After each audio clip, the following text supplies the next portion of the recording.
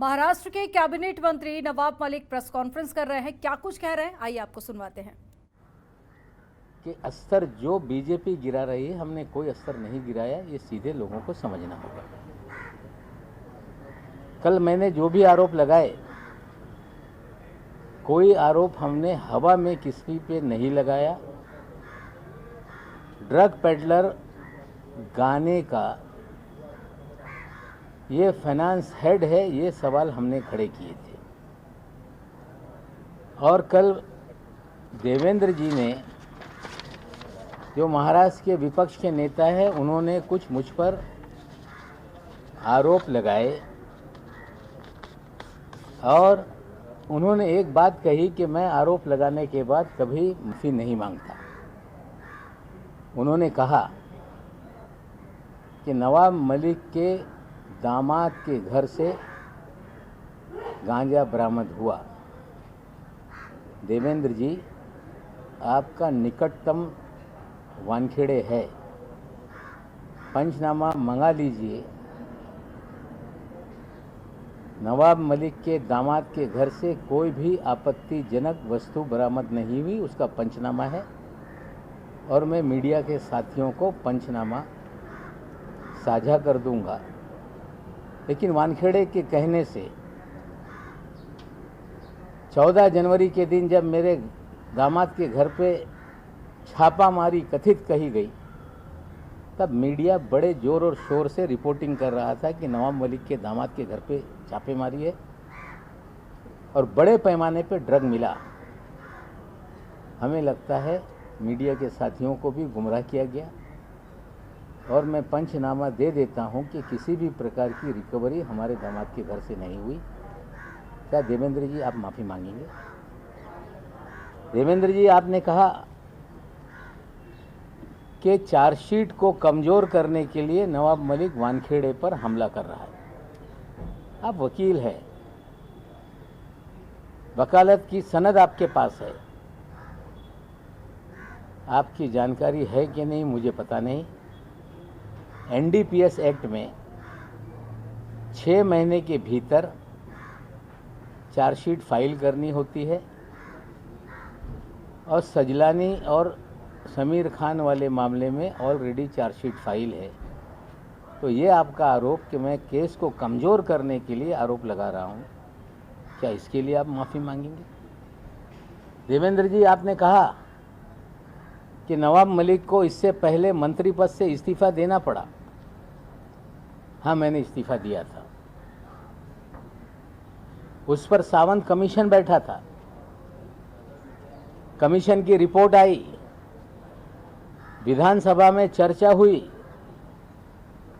और उस विधानसभा की चर्चा में मैंने कहा कि एक बार नहीं 100 बार मैं इस्तीफा देने के लिए तैयार हूं, अगर जनता के हित में कोई इस्तीफा देना पड़े तो। मुझ पे आरोप लगाए गए कि माहिम स्थित जरीवाला चाल में भ्रष्टाचार हुआ है और कमीशन बैठाया गया, लोक आयुक्त की जांच बैठाई गई। मुझ पे आरोप ये लगाया गया कि नवाब मलिक ने कोर्ट के ऑर्डर को डिफाई किया है, कंटेम किया है, कोर्ट के आदेश का अवहेलना की है। कोई पैसे खाने का या कोई करप्शन के चार्जेस नहीं थे, डिफाइंग ऑफ कोर्ट ऑर्डर के चार्जेस थे। जो लैंड एक्विजिशन हुआ था वो गलत तरीके से था, हमने स्टे दिया था और ये कहा जा रहा था कि हाई कोर्ट के आदेश का अवमान नवाब मलिक ने किया है। उसी कोर्ट के सामने मामला गया, कोर्ट ने उसका कॉन्ग्लिजेंस नहीं लिया। कंटेम ऑफ कोर्ट उसी कोर्ट के सामने रखा जाता है या उससे ऊपर की कोर्ट में। किसी कमीशन को, लोक आयुक्त को यह अधिकार नहीं कि कंटेम पर वो किसी पे आरोप मढ़े। फिर भी हमने कमीशन के सामने चीज़ें रखी और उसमें आचरण को लेके हर दिन लोगों को मिलना, लोगों की बातें सुनना, लोगों के लिए काम करना, ये आचरण जो है ये करप्ट है, इस तरह के चार्जेस लगे। लेकिन डिफाइंग कोर्ट ऑर्डर का ही हम पे मामला उठाया गया। हमने इस्तीफ़ा दिया, रिपोर्ट आई और 2008 में दोबारा मंत्री हम बने। लेकिन जो जरीवाला चाल में 12 वर्सेस 250 लोगों की लड़ाई थी, वो लड़ाई सुप्रीम कोर्ट में गई और सुप्रीम कोर्ट ने कहा कि नवाब मलिक ने या उस समय के मंत्री ने जो आदेश दिए थे वो सही है, उस आदेश का पालन हो, ये सुप्रीम कोर्ट ने कहा है। और कल देवेंद्र जी ने ये कहा कि मैं दिवाली के बाद बम फोड़ूंगा। आपको इंतजार करने की जरूरत नहीं है। कहा गया कि नवाब मलिक के अंडरवर्ल्ड कनेक्शन है। 62 साल का जीवन इसी मुंबई शहर में बीता। किसी माई के लाल में हिम्मत नहीं कि नवाब मलिक किसी अंडरवर्ल्ड से जुड़ा हुआ है, ये कभी उंगली भी उठाकर मेरे तरफ दिखा सके। ये कहना कि जिनके अपने घर शीशे के हों औरों पे पत्थर नहीं मारते, मेरे पास कोई शीशे का घर नहीं, ना मेरे पास कोई शीश महल है। लेकिन देवेंद्र जी से सीधा मेरा सवाल है, क्या 5 साल तक राज्य के मुखिया थे, गृह विभाग आपके पास था और शायद पूरा महाराष्ट्र जानता है, सबसे मुखर कोई देवेंद्र जी के कामकाज पे या पिछली सरकार पे सवाल उठाता था, उसका नाम नवाब मलिक है। और देवेंद्र जी, आप शायद भूल गए कि जिस दिन आपका 1 साल का कार्यकाल पूरा हुआ था, उसी दिन एक प्रेस में मैंने कहा था कि नकली देवेंद्र कौन घूम रहा है शहर में। आपको चेताया था मैंने। आपका भाई इस शहर में होटलों में क्या कर रहा था, उसकी जानकारी हमने दी थी। आप जब चेंबूर वालों के घर पे जाते थे, हमने आपको चेताया था एक बार कि यहाँ मत जाइए। हमने कभी व्यक्तिगत वेंडेटा की राजनीति नहीं की। अगर उस समय उस होटल के फुटेज अगर मैं जारी कर देता तो शायद लोग मुंह दिखाने लायक नहीं रहते। आप कह रहे हैं कि नवाब मलिक के अंडरवर्ल्ड के संबंध है। अगर इतने हमले करने के बाद भी आप खामोश रहे, हमें लगता है कि एक राज्य का मुखिया अगर उसको जानकारी मिले कि कोई व्यक्ति, नेता किसी अंडरवर्ल्ड से कनेक्टेड है, तो उनकी जिम्मेदारी बनती थी कि उसी समय कार्रवाई करते और मुझ पे कार्रवाई करनी चाहिए थी। हमें लगता है कि जो सच्चाई सामने आ रही है उसको लेकर कोई हवा में तीर मार देने से मामला बंद हो जाएगा, ऐसा नहीं है। मैं देवेंद्र जी आपसे पूछना चाहता हूं कि आपके कार्यकाल में इस शहर में मुख्यमंत्री को ब्रीफिंग होती है कि शहर में पॉलिटिकल लोग क्या कर रहे हैं, शहर में क्या क्या चल रहा है। मैं पूछना चाहता हूं, 4 सीजन होटल में लगातार ड्रामा लेट्स प्रेडेट मैक इस तरह की पार्टी का आयोजन होता रहा। उस पार्टी का आयोजक कौन है? वो पार्टी में एक एक टेबल की कीमत 15 लाख रुपए होती थी। रात भर जश्न चलता था। 15-15 करोड़ रुपए की पार्टी का आयोजक कौन था? क्या आपको जानकारी नहीं थी? और आपके रहते हुए पार्टी चल रही थी, सरकार बदलने के बाद पार्टी बंद हो गई। इस पे आज मैं सवाल खड़ा कर रहा हूं कि ये पार्टी का आयोजक कौन? क्या आपकी जानकारी नहीं थी कि 15 करोड़ रुपए की पार्टी चल रही है? क्या आपका पुलिस या तंत्र ये पूरी तरह से कमज़ोर था? ये सारे सवालों का जवाब आपको देना पड़ेगा। और ये कहना कि वानखेड़े पर दबाव मैं इसलिए बना रहा हूं कि दामाद का केस हल्का हो जाए, 8.5 महीने तक उस मामले पे कभी मैंने कोई भी वक्तव्य नहीं किया। लगातार आप लोग बोलते रहे कि इनका दामाद ड्रग के केस में बंद है, लेकिन कोर्ट ने जमानत दी। पिछले महीने की 13 तारीख को वो ऑर्डर सामने आई, उसे फंसाया गया, ये साफ है। न्यायालय में लड़ाई चल रही है, वो अपनी लड़ाई लड़ेंगे। लेकिन जो जानकारी मुझे है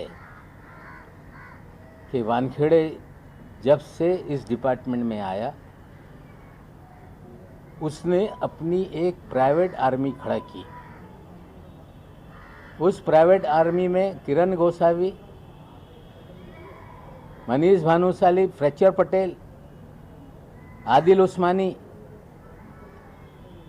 सैम डिसूजा, हीलू पठान,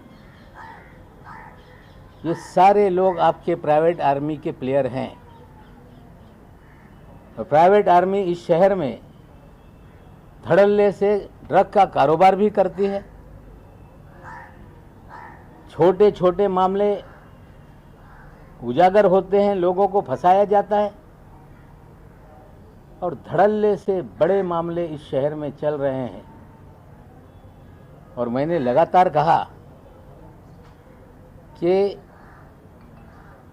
वानखेड़े के जरिए हजारों करोड़ रुपए की उगाही हुई है।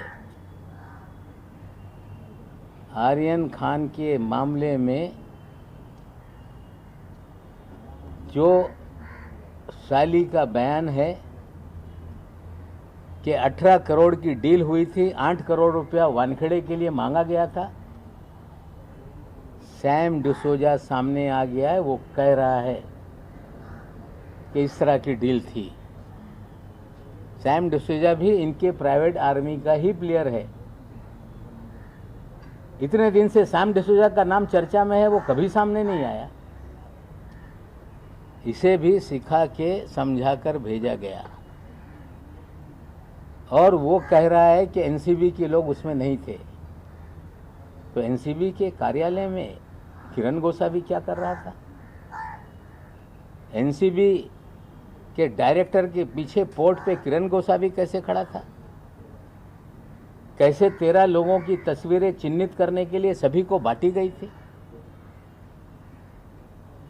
किस तरह से डीजी एनसीबी कह रहे थे 3 तारीख की रात में कि देश के इतिहास में पहली बार मिड समंदर में एक कार्रवाई हुई है। दावा किया जा रहा था कि 15 दिन से प्लानिंग चल रही थी। पूरा फर्जीवाड़ा ये जो है, ये वानखेड़े रच रहा था।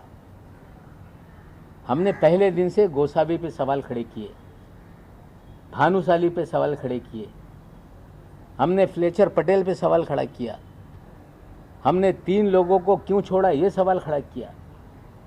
लेकिन हर बार सत्यमेव जयते कर कर भागने लगे। ये फर्जीवाड़े का खेल ये छोटा मोटा नहीं। 15 of 2020 एक केस समीर वानखेड़े के आने के बाद एनसीबी ने दर्ज किया है। उसी केस में सारा अली खान को हाजिर कराया गया। उसी केस में श्रद्धा कपूर को बुलाया गया। उसी केस में दीपिका पादुकोण को बुलाया गया। सारी फिल्म इंडस्ट्री को 15 of 2020 की केस में बुलाया गया। आज तक ना वो केस बंद हो रहा है, ना चार्जशीट हो रही है। ऐसा क्या है कि 14 महीने तक कोई केस बंद ही नहीं होता है? इसी केस के तहत हजारों करोड़ रुपए वसूली गए। और हमने कहा कि उगाही मालदीव में हुई है। 2 तस्वीरें हमने डाली, एक दुबई की, एक मालदीव की। ये कह के भाग जाना कि मैं दुबई कभी नहीं गया, बहन दुबई गई थी। आप मालदीव में थे। मालदीव का दौरा कोई आसान नहीं होता। इतने लोग जाएंगे तो 20-30 लाख रुपए का खर्चा। ये जांच करे एनसीबी की विजिलेंस टीम कि इसका खर्चा किस अकाउंट से किया गया। ज्ञानेश्वर जी टीवी पे आते हैं, बहुत सारे अधिकारी टीवी पे आते हैं। तो आप सुन रहे थे नवाब मलिक को, जिन्होंने देवेंद्र फडणवीस पर जमकर निशाना साधा और कहा कि मेरा कोई रिश्ता अंडरवर्ल्ड से नहीं है, और साथ ही कहा कि मेरे पास कोई शीशे का घर नहीं, ना शीश महल है। और साथ ही उन्होंने ये साफ किया कि उनके घर से किसी भी तरह का ड्रग्स बरामद नहीं किया गया था। और साथ ही उन्होंने कई सारे सवाल भी खड़े किए कि तमाम एक्ट्रेस को बुलाया गया था, काफी समय बीत चुका है, पर ना ही इस मामले को बंद किया जा रहा है और ना ही चार्जशीट दायर की जा रही है। खबरों के निष्पक्ष विश्लेषण के लिए सब्सक्राइब करें Jantantra TV and press the bell icon. Never miss any update.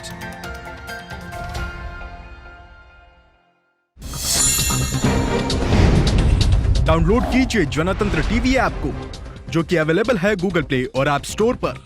अधिक जानकारी के लिए अभी डाउनलोड करें।